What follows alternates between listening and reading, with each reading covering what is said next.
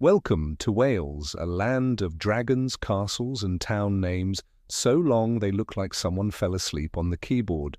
But behind the daffodils, rugby chants, and the world's most confusing road signs lies a history that's wilder than a Cardiff night out.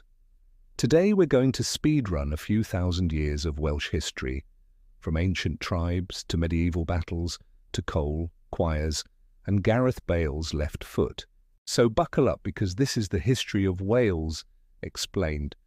Our story starts way back in the Stone Age. Wales was home to hunter-gatherers who probably just wanted a quiet life, but ended up inventing mystery tourist attractions like Stonehenge. Some Stonehenge stones are actually Welsh, so they could have been used for an ancient tribal rave, except that's silly. Nobody was playing house music back then. Maybe they were used to annoy the Celts. Okay, back to our story. Fast forward to the Iron Age and we've got the Celts. Fierce warriors, druids, and people with some seriously questionable hair choices, if the old drawings are anything to go by. Then the Romans showed up around AD 43, because of course they did. They built roads, forts, and baths, the Welsh response. Keep the language, keep the culture, and generally ignore them when possible. After the Romans bailed, things got complicated. Wales split into small kingdoms: Gwynedd, Powys, Dyfed, basically like having multiple mini Wales all arguing over who gets to be in charge. Then came the Normans in 1066, and with them castles, lots of castles. Caernarfon Castle, built by Edward the Fan in the late 1200s. It took 6 years and 40,000 soldiers to build it, but at least it has a pretty view. Conwy Castle, also by Edward the Far. This one was more of a deterrent, like, hey, stay away, Scotland.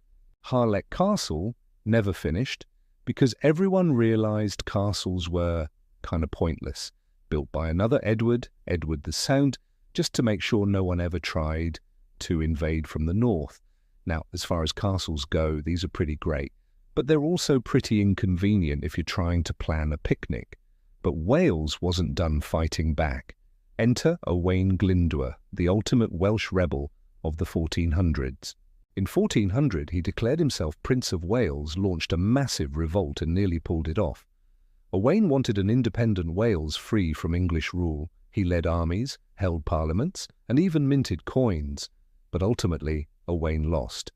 But he's still a national hero, and honestly, he deserves his own Netflix series. Just saying. So let's move on to the next period of Welsh history, which begins in the 18th century and lasts until the early 1900s. Basically, Wales became the world's energy bar. Yep, you heard me right. Wales was a mining hotspot, and not just for gold or silver.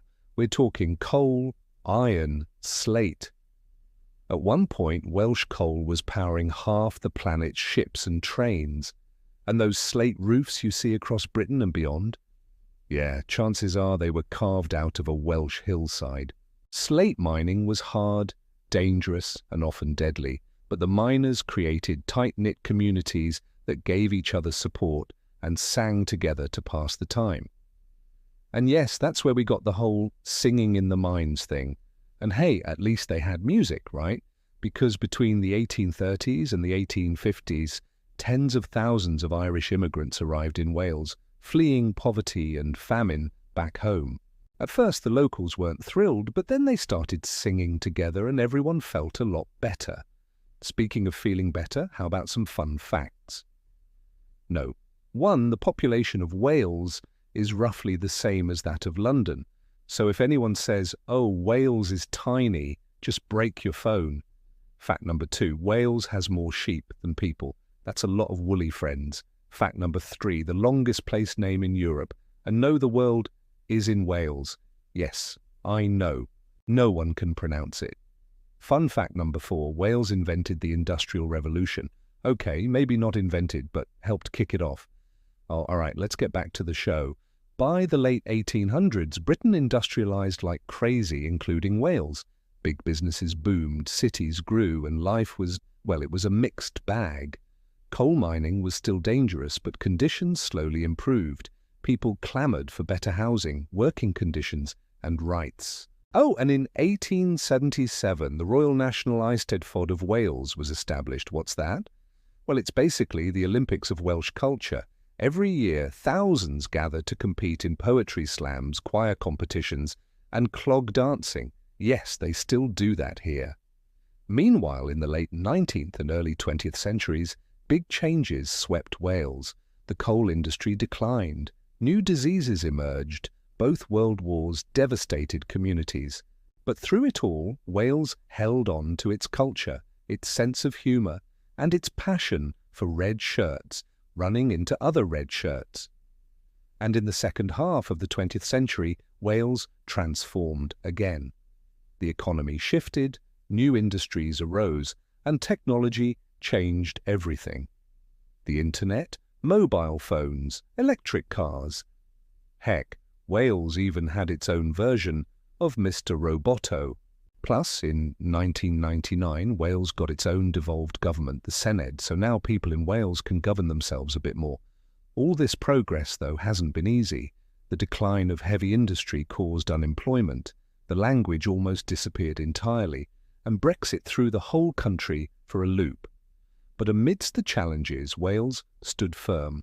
Choirs kept singing, the language made a comeback, and in 2021, Wales legalised gay marriage. Not bad for a country that once had trouble deciding what to call itself. If you're wondering what I mean by that, let me explain. You see, the official name of the country has changed a few times. First, it was Gwynedd, which means good, blessed land in Welsh. Then it was Cymru, which also means blessed land, but also chariots. Then there's the English name, Wales, which comes from the Roman Walia, which might come from a Celtic word meaning foreigner.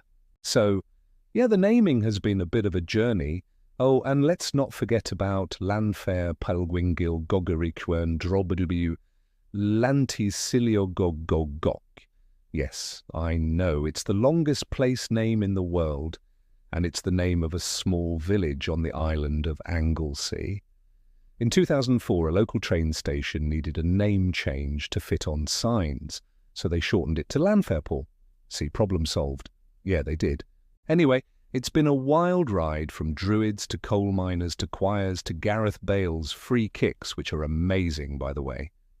Wales may be small, but its history is anything but.